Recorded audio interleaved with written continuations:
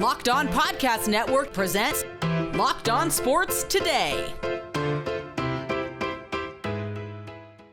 You shouldn't be worried about players missing OTAs, just like every other year. Also, the Stars had a chance to win another big game in Edmonton, and Jamar Chase should get the bag before Justin Jefferson does. I'm Ross Jackson in for Peter Bukowski, and you are Locked On Sports Today.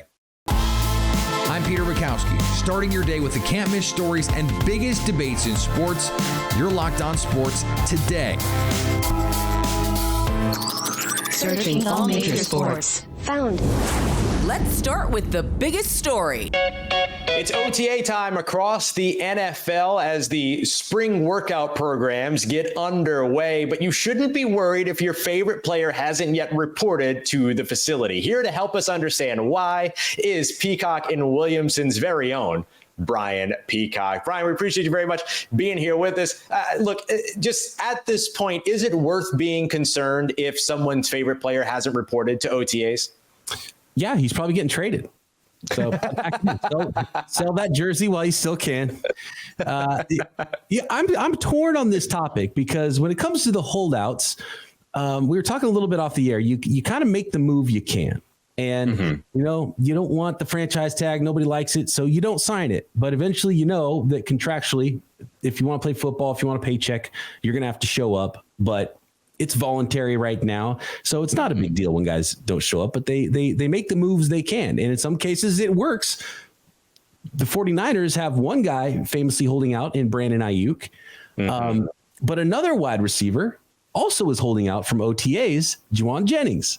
And nobody really talks about Juwan Jennings because he's probably not going to make as much money. Hell of a blocker, only had 19 catches last year, a player that the team really likes. And they said, you know what, Juwan, instead of signing your second round tender, here's a little bump in pay. We're gonna give you a 2-year deal for you. And we're going to give you more than that second round tender. And so he signed a 2-year extension today. And so it worked out for him.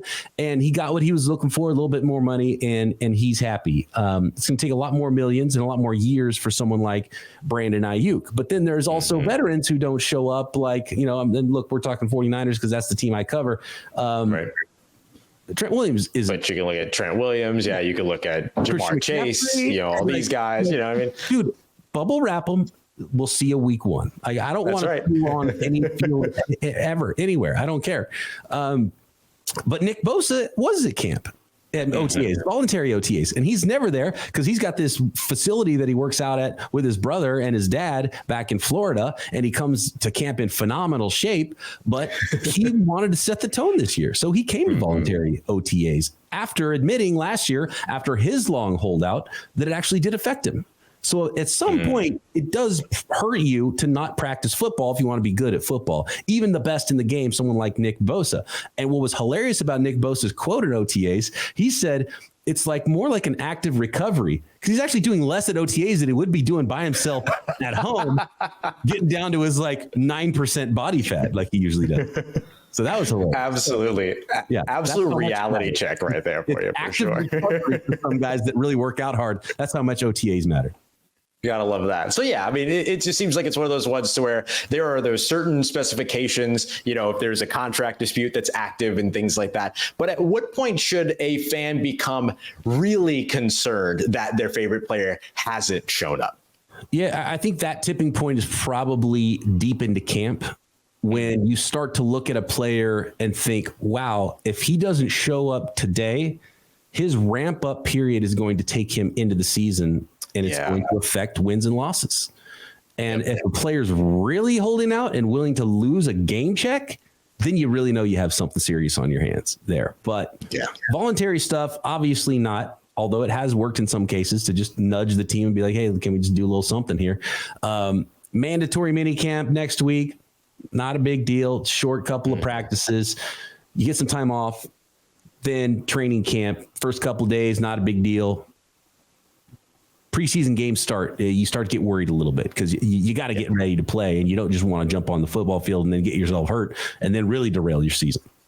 Yeah, that makes a lot of sense. That there's a line that you're walking in between. Should I be concerned about my favorite player's contract, and should I be concerned about my favorite player's ability to impact and play and be ready for the season? That is certainly for sure. And then you also kind of have to take into consideration with all this, where you can start to split hairs a little bit too, with the ramp up time, as well as what it takes to get ready for not just the preseason, but the slow start to the regular season, because a lot of players don't play in the preseason. So you kind of, I imagine, have to add that in to a little bit of your sort of watch in all of this as well. Yeah, those, I think the most valuable thing that happens nowadays, and I think I've heard almost every coach speak on this, is the joint practices.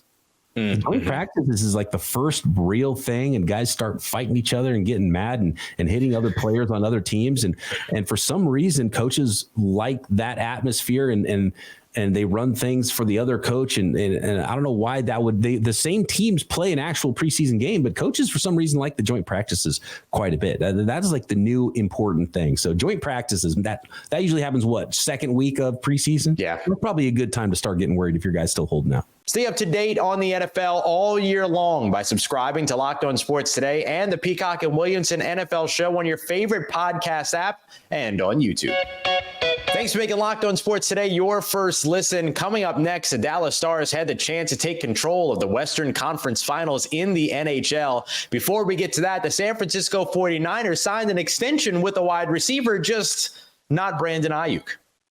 It's winner take all time in the NBA and NHL, and FanDuel is giving you a shot to bring home a big win of your own. Right now, new customers get $150 in bonus bets with any winning $5 bet. That's $150 to bet on spreads, money lines, player props, and much more. The Timberwolves avoided elimination in Game 4 and now host the Dallas Mavericks for Game 5, and FanDuel favors the series continuing. FanDuel has the Timberwolves as 4.5-point favorites. FanDuel also likes defense coming back into the series, as the over-under is at 209.5 points. Visit FanDuel.com/lockedon to make every playoff shot count. FanDuel, America's #1 sportsbook.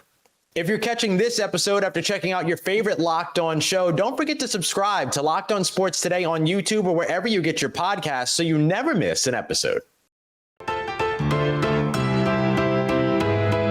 San Francisco 49ers signed a contract extension with one of their wide receivers, but no, it's not that receiver. It's Jauan Jennings. Jauan Jennings is going to be catching passes at Levi Stadium through 2025. The contract is worth up to $15.4 million and includes $10.5 million guaranteed, according to his agents Drew and Jason Rosenhaus. Now, Jennings did not sign his restricted free agent tag and instead opted to get this deal done, which is effectively a one-year extension. The San Francisco 49ers have done similar short-term deals with key players and contributors such as linebacker Dre Greenlaw and tackle Colton McKivitz in recent seasons.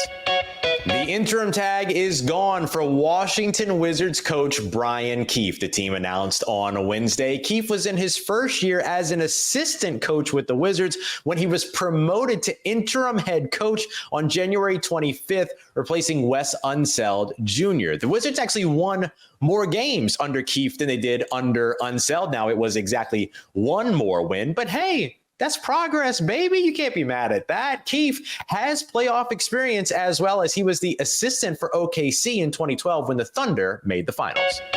Over on the diamond, the Phillies bats woke up in a big win against the Giants. What big fat dope? Let's say they're like Nick Castellanos doesn't trust Nick Castellanos. Nick Castellanos can't hit. Rather have Garrett Stubbs as a cleanup hitter for the Phillies like yesterday. If you're going to give Alec Bowman a day off, what did he even say that? I don't remember. I don't think he knew either. But anyway, three big things. Nick Castellanos leads it off for us. Yes, we got Christopher Sanchez on the list. Sure, we got the Phillies actually playing with a little bit of a chip on their shoulder in this game. Most notably, Bryce Harper, who is in the middle of a benches clearing. That's it. Not even a kerfluffle, not even a scuffle, nothing. Just some pissed off guys. I think Bryce Harper was playing with a little bit of edge today. And we also have a good bullpen appearance today. Christopher Sanchez, as I mentioned, and everybody but Edmundo Sosa got at least a hit today. Sosa took 0 for 5. He went 0 for 5 in a day that they gave off JT Realmuto. Garrett Stubbs is behind the dish today, catching Christopher Sanchez. He actually comes up with 2 hits. I think it was 5 Phillies finished with at least 2 hits in this game, so that was nice. The bats definitely bounced back in this win for the Phils, but this was just all in all a great team effort from start to finish. And the Marlins dominated the Padres in their series finale. Offensive outbursts against the Padres. They beat it. Their ace, Yu Darvish, was terrible today. He was all over the zone. He was walking guys. He threw a ton of 60-something pitches in a couple innings. They killed the Padres 9-1 in the series finale. No, they didn't win their 5th straight series. They had won 4 in a row, 2 out of 3. This time they win 1 out of 3, but it's the last game of the series, and they head home with momentum to take on the Texas Rangers, and the Rangers have a pretty good team, right? But I'll tell you this, Miami Marlins fan, Josh Bell had a hell of a series, 6 for 11 at the dish. He had really struggled this season up until recently. He's been getting it going. And then in addition to Bell, you had Jesus Sanchez, 2 hits, including a home run today. Jazz Chisholm, Nick Gordon, Nick Fortes, each with 2 hits. Well, it started off looking like a rout, but a big-time comeback from the Edmonton Oilers upsets the Dallas Stars. Here to break it all down is Joey Erickson of Locked On Stars. Joey, look, it looked like such a fast start. They even got a tush goal at one point. It looked like the Stars were going to run away with this one. What happened that led to this 2-5 loss for the Dallas Stars? Yeah, it looked like the stars were aligning for Dallas there in the first 5 minutes of that first period. And Edmonton pretty much flipped the script like Dallas did in game 3. It was a roller coaster of emotions in that first period. And then you got to give credit to Edmonton. They had all the pressure on them in this one tonight at home. And you don't want to go back to Dallas trailing 3-1 in the series. And they just buckled down, and they played really, really strong in the second period. I thought their defense was great. They really limited Dallas on their scoring opportunities, especially in that third period. It was a perfect final 20 from Edmonton. Dallas couldn't get interior, and they couldn't test Skinner. Just like game 3, where Edmonton probably feels they missed an opportunity after the hot start they had, Dallas has to be feeling the same way. A goaltender that may have had some doubt start to creep in towards the end of game 3, and then you get on them quickly, and Dallas just kind of let them off the hook for most of that. They just didn't test him enough, and then Edmonton, credit to them, their big boys showed up. The shorthanded goal from Janmark was the big dagger for sure. It felt like if Dallas could score on the power play, it'd be the first power play goal of the series, which is pretty crazy to think with how really nice both of these power plays have been. And then Janmark gets that goal, and it just took all the life out of Dallas. And then Chris Tanev is hurt now, and what is his availability going to look like moving forward? So a real gut punch for Dallas, and they're going to have to figure out how to right the ship in game 5 and try to get a lead back in the series and see if they can close it out. But yeah, this was a huge missed opportunity for the Stars here tonight in Edmonton. Yeah, that Tanev story is going to be a big one to watch. Definitely one to keep tuning into Locked On Stars for. Look, I mean, we saw Wyatt Johnson come in, early goal within the first minute. We saw a second goal within 5.5. Edmonton didn't even take their first shot on the goal until 8 minutes in, 8.5 minutes almost in. And then all of a sudden they ran away.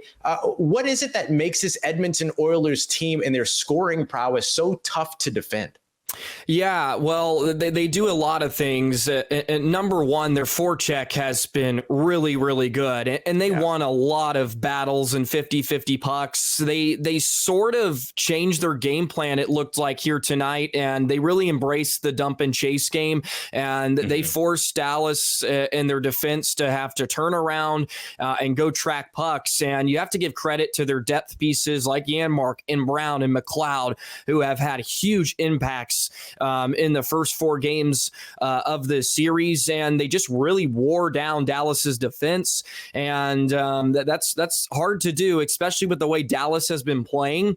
But it was a chaotic first period, and it was kind of chaotic in the second as well. And that's a style that's going to suit Edmonton. Dallas just hasn't really been able to find a way to slow down this Edmonton attack. And it's really hard to do that against 97 and 29. Like McDavid and Draisaitl are going to get their looks. It's when the others start to contribute and produce, that's when Dallas is going to be in trouble. And the depth for Edmonton has showed up, and credit to them.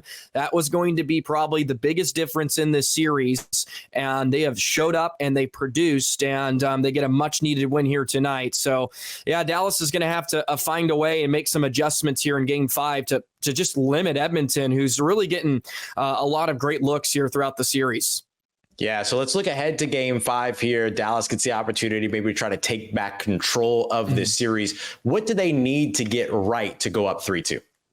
Well, Chris Tanev would be nice, and I know that's a bit out of their control, of course, but he is going to be a massive loss if he's not able to go. Dallas has already rotated 5 defensemen before in the first 2 rounds of this postseason run, and really their options are another AHL defender in Derek Pouliot, Niels Lundqvist, who of course played in the first 2 rounds, but he was barely eclipsing 5 minutes a night, and then you have Liam Bixel, who is one of their highly touted defensive prospects, but he spent most of the year over in Europe, and he has never played a single game in the National Hockey League. So it's going to fall on the defense at this point. If they're unable to tighten it up, Edmonton's going to have their way with this unit, and Dallas is going to be in trouble. At this point in time, talking to you now, it feels like whoever wins game 5 is going to win this series. It's going to be very, very pivotal. So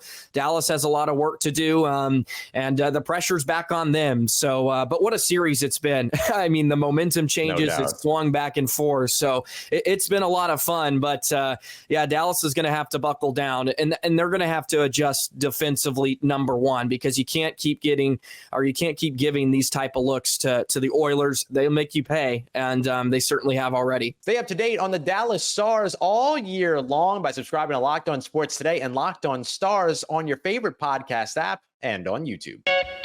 Coming up, Jamar Chase should get the bag before Justin Jefferson does. The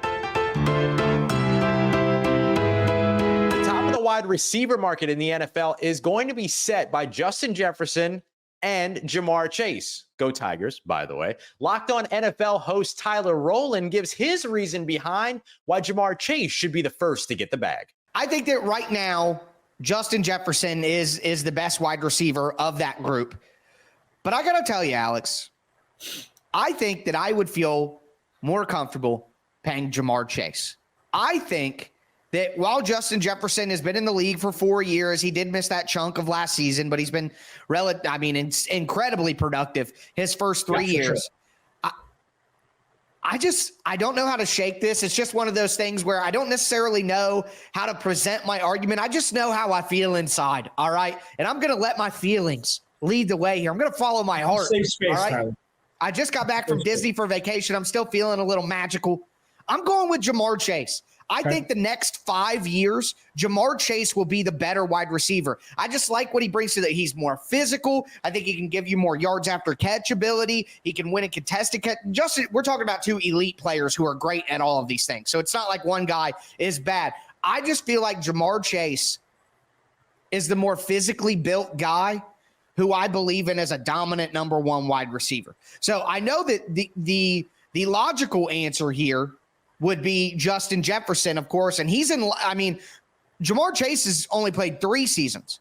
Justin Jefferson has now played 4 seasons. So they need to pay Justin Jefferson. Like, that is a desperation situation. And earlier this week, Locked On NFL talked about the rumors that came out about Minnesota trading up for Malik Neighbors and trading Justin Jefferson and all of that craziness.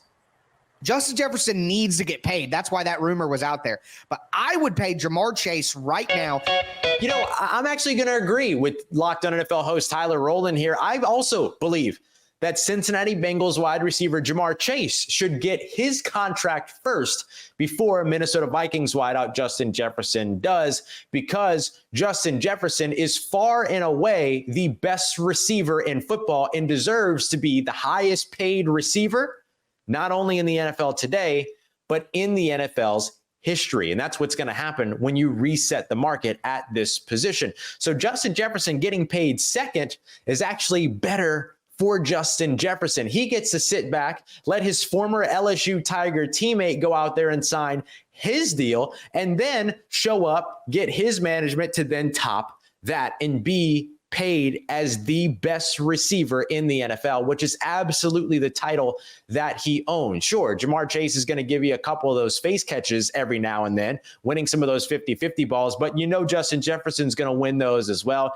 He's electrifying with the ball in his hands, and he is the entire Minnesota Vikings offense right now. And I'll tell you the other thing that I factor in here that helps the Vikings get this all done. They're soon going to be turning everything over to a rookie quarterback on a rookie scale deal. They're going to have the money to get this done. If I'm the representation behind Justin Jefferson, I am keenly aware of that. So I'm going to let the team over in the AFC that has the highly paid quarterback taken care of go out there and pay their highly paid wide receiver so that I can come back to the Minnesota Vikings and take them to task with their rookie quarterback scale and say, you know what? You got to pay up for my guy, and you got to come in at better than that Chase contract that was just signed over in Cincinnati. So for entirely different reasons, I completely agree with Tyler on this one. Charges were dropped against golf star Scottie Scheffler, and he's just ready to move on. Scheffler said about the incident, "I hold no ill will towards Officer Brian Gillis. I wish for this incident to be behind me and to move on, and I hope that he will do the same." Jefferson County Attorney Mike O'Connell said that prosecutors would not pursue the case and asked for the charges to be dismissed with prejudice, meaning that they can't be filed again in the future. If you're catching Locked On Sports today after checking out your favorite Locked On show, don't forget to subscribe to Locked On Sports Today on YouTube or wherever you get your podcasts so you never miss an episode. And if this is your first time to the show, don't forget we are here for you, covering all the biggest sports stories every day. Coming up with the next Locked On Sports Today, will the Dallas Mavericks advance to the NBA Finals? So at least until tomorrow, stay Locked On Sports Today. Locked On Podcast Network presents Locked On Sports Today. For more episodes of Locked On Sports Today, go to our video on demand. Click on Sports at the top of your screen. There, you'll find past episodes of Locked On Sports Today, plus other Locked On shows on demand.